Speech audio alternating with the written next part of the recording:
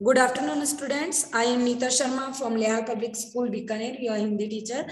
आज हम कक्षा 8वीं हिंदी प्रथम पाठमाला उन्मेष का पाठ 10 नीलू, जो हमने अपनी पिछली क्लास में पिछले वीडियो में हमने पढ़ लिया था। हमने इसका एनिमेटेड वीडियो भी देखा था। आज हम इस चैप्टर के शब्दार्थ के साथ साथ प्रश्नोत्तर और भाषा एवं व्याकरण के प्रश्न पढ़ेंगे। देखते हैं शब्दार्थ। अपूर्ण, अपूर्ण यानी अधूरा, जो पूरा नहीं हो। पूर्ण यानी पूरा और अपूर्ण यानी जो पूरा न हो, अधूरा। वेगवती यानी तेज रफ्तार वाली। खाद्य सामग्री, खाने की वस्तुएं। असमर्थ, अयोग्य या जो कोई कार्य कर न सके। शीत, ठंड। परिवेश, वातावरण। घ्राण शक्ति यानी सूंघने की शक्ति। अनायास, आसानी से। उष्णता, गर्मी। सामीप्य, पास होना। पारदर्शी, जिसके आस पार आर पार दिखाई दे। स्तब्धता, खामोशी या फिर सन्नाटा। दर्प, अहंकार। अवज्ञा, अनादर या ध्यान न देना। विगत यानी बीता हुआ समय। मूर्तिवत, मूर्ति के समान। आखेट प्रिय, जिसे शिकार पसंद हो। कालांतर, समय गुजरने के बाद। शावक, पशुओं के बच्चे। अभियान, बड़े पैमाने पर कोई काम करना। अभियान यानी बड़े पैमाने पर कोई भी काम करना। मौखिक प्रश्नोत्तर देखिए। नीलू की माँ का क्या नाम था तथा वह किस जाति की थी? नीलू की माँ का नाम लूसी था और वह अल्सेशियन जाति की थी। लूसी की मृत्यु कैसे हुई? सर्दियों में घ्राण शक्ति के कुंठित हो जाने के कारण, घ्राण शक्ति यानी सूंघने की शक्ति के रुक जाने के कारण, कुंठित हो जाना यानी बाधा होना या रुकना के कारण वह लक्कड़बग्घे के आने की गंध पाने में असमर्थ हो गई और उसका शिकार बन गई। नीलू के बैठने का स्थान कौन सा था? नीलू लेखिका के घर के बाहरी बरामदे में ही बैठा रहता था और हर आने जाने वाले का निरीक्षण करता रहता था। लघु प्रश्नोत्तर देखते हैं हम। शीतकाल में उत्तरायण के निवासियों का दुकान से सामान कौन लाता था? शीतकाल में जब रास्ता बर्फ से ढक जाता था तब उत्तरायण के निवासी दुकान तक पहुंचने में असमर्थ होते थे। ऐसे समय में वे लूसी के गले में रुपए और सामग्री की सूची के साथ एक बड़ा थैला या चादर बांधकर उसे सामान लाने भेज देते थे। लूसी लक्कड़बग्घे का शिकार क्यों बन गई? शीतकाल के समय कुत्तों की सूंघने की शक्ति कम हो जाती है और वे लक्कड़बग्घे के आने की गंध पाने में असमर्थ हो जाते हैं। ऐसा ही लूसी के साथ भी हुआ और वह लक्कड़बग्घे का शिकार बन गई। नीलू को परोपकार महंगा क्यों पड़ा? नीलू ने खरगोशों को बिल्ली का आहार बनने से बचाया और उन्हें बाहर निकलने से रोकने के लिए वह रात भर ओस से भीगता हुआ सुरंग के द्वार पर खड़ा रहा। इस कारण उसे सर्दी लगने से न्यूमोनिया हो गया और कई दिनों तक इंजेक्शन, दवा आदि का कष्ट झेलना पड़ा। संक्षिप्त प्रश्नोत्तर। नीलू के किस स्वभाव पर लोगों को आश्चर्य होता था और क्यों? नीलू हिंसक और क्रोधी भुटिएबा और आखेट प्रिय अल्सेशियन मां से जन्म पाकर भी उसमें हिंसा की प्रवृत्ति का कोई चिन्ह नहीं था। 13 वर्ष के जीवन में भी उसे किसी पशु पक्षी पर झपटते या मारते नहीं देखा गया। उसका यह स्वभाव सभी के लिए आश्चर्यजनक था। नीलू की आकृति में क्या विशेषता थी? नीलू का रंग भूरे, पीले और काले रंग का धूप छाई रंग हो गया था।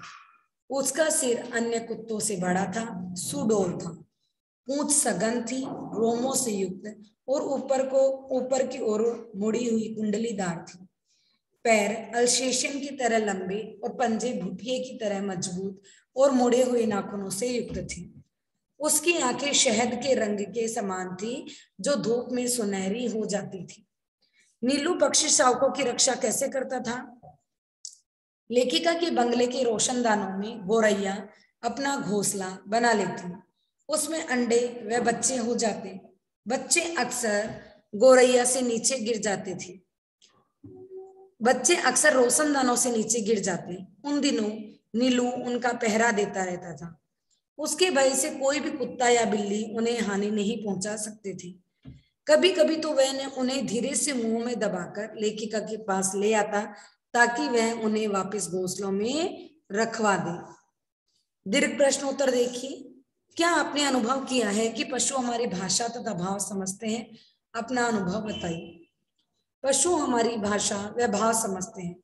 पशु पक्षी हमारी भावनाओं व स्नेह को महसूस करते हैं व समझते हैं। यदि हम किसी पशु पक्षी के प्रति गुस्सा या घृणा का भाव रखते हैं तो भी वह हमारे व्यवहार व भावों के माध्यम से सब कुछ समझ जाते हैं। कभी कभी पशु पक्षियों का हमसे इतना अधिक लगाव हो जाता है कि वे हमारे दुख में दुखी भी होते हैं। प्रमाणित कीजिए कि कुत्ता एक वफादार जानवर है। कुत्ता एक वफादार जानवर है। वह अपने मालिक के भाव व इशारों को पहचानता है। अपनी जान पर खेलकर भी वह अपने मालिक की जान बचाता है। कभी भी मुसीबत में उसका साथ नहीं छोड़ता। हर समय मालिक का ध्यान रखता है। वह उसके घर व परिवार को भी वो अपना ही मानता है। देखिए, अस्पताल में भी वह नियमित रूप से मिलने आने वालों में गिना जाने लगा तथा डॉक्टर, नर्स आदि सभी से परिचित हो गया।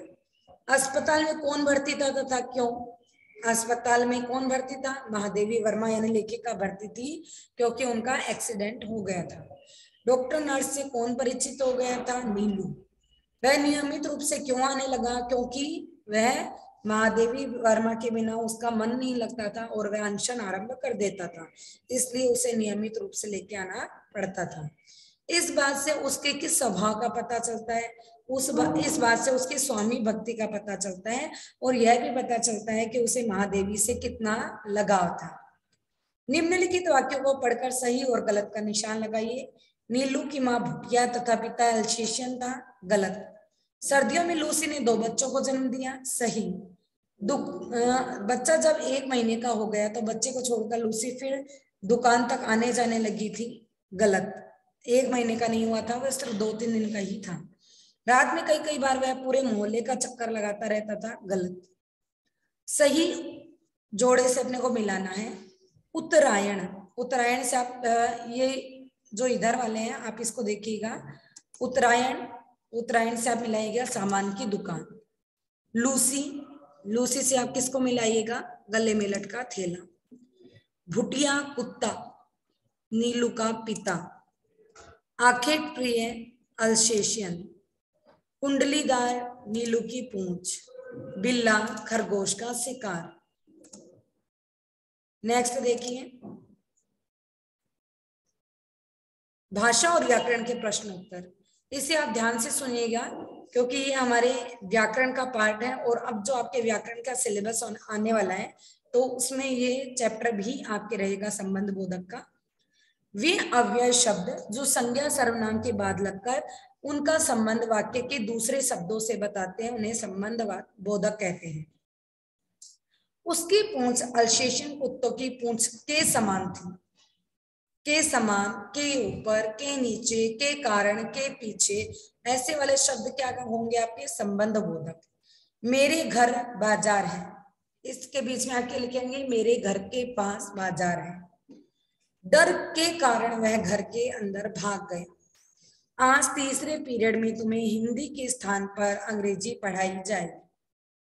अस्वस्थ होने के कारण आज इति विद्यालय नहीं आई।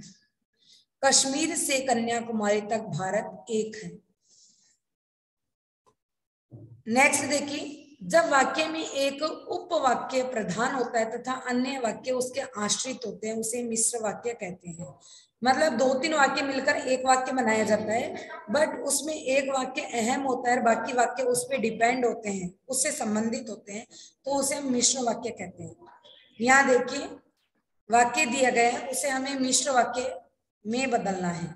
मुझे चारों ओर घूमकर देखने के बाद वह मेरे सामने जमीन पर बैठ गया। तो आप लिखेंगे जब उसने चारों ओर घूमकर मुझे देखा, फिर आप कोमा लगाएंगे, तब वह जमीन पर मेरे सामने बैठ गया। नेक्स्ट देखिए, मैं पक्षी शावकों को पुनः घोंसले में रखवाने का प्रबंध कर लेती और वह उन्हें मुंह में दबाए खड़ा रहता। आपको लिखना है जब तक मैं पक्षी शावकों को पुनः घोंसले में रखवाने का प्रबंध नहीं कर लेती वह उन्हें मुंह में दबाए हुए खड़ा रहता। प्रयाग लौटते समय हमें उसे भी साथ लाना पड़ा। जब हम प्रयाग लौटे तो उसे भी साथ लाना पड़ा। मुझसे आ रही हूं सुनने के उपरांत वह पुनः अपने निश्चित स्थान पर बैठ जाता। जैसे ही मैं उससे आ रही हूं कहती, वह पुनः अपने निश्चित स्थान पर बैठ जाती। गले में कपड़ा बांधते ही वह दुकान की दिशा में चल देती। जैसे ही गले में कपड़ा बांधा जाता वह दुकान की दिशा में चल देती। अब देखिए, प्रविशेषण से आप सभी जने परिचित हैं। विशेषण क्या होता है? जो संज्ञा और सर्वनाम की विशेषता बताता है वो विशेषण कहलाता है। और जो संज्ञा सर्वनाम विशेषण की भी विशेषता बताता है उसे हम क्या कहते हैं? प्रविशेषण। अब देखिए, जैसे वह घर बिल्कुल सुनसान है। अब सिर्फ इतना बोल दे वह घर सुनसान है, तो घर की विशेषता क्या है कि वो सुनसान है। पर सुनसान शब्द की विशेषता क्या है कि वो बिल्कुल सुनसान है। तो बिल्कुल शब्द क्या होगा? आपके प्रविशेषण। वैद्य की दवा से वह पूर्ण स्वस्थ हो गया। तो वैद्य की दवा से वह स्वस्थ हो गया, तो स्वस्थ क्या होगा? विशेषण। और पूर्ण स्वस्थ यानी पूरा स्वस्थ हो गया, तो पूर्ण यानी पूरा क्या होगा? आपका प्रविशेषण। पड़ोसी का नौकर बहुत मूर्ख है। पड़ोसी का नौकर मूर्ख है, तो मूर्ख तो क्या हो गया? आपका विशेषण। और बहुत मूर्ख है आपका क्या? बहुत शब्द क्या हो गया? प्रविशेषण। इस वर्ष बहुत अधिक सर्दी पड़ी। इस वर्ष बहुत अधिक सर्दी पड़ी, तो बहुत अधिक क्या हो गया? आपका प्रविशेषण। मेरा मित्र बहुत चतुर है, तो चतुर की विशेषता क्या बताई जा रही है? बहुत। तो बहुत आपके क्या हो गया? प्रविशेषण हो गया। यस आदित्य। मैम चैप्टर पूरा हो गया है ना? हाँ बेटा। मैम फिर क्या है जो हमें शुरुआत से मौखिक। तो बच्चों, आज की कक्षा में हमारा चैप्टर यहीं पर समाप्त होता है। आज हम इतना ही पढ़ेंगे। नेक्स्ट की क्लास में हम हिंदी सेकंड में अलंकार का टॉपिक पढ़ेंगे। आज की कक्षा में इतना ही। धन्यवाद।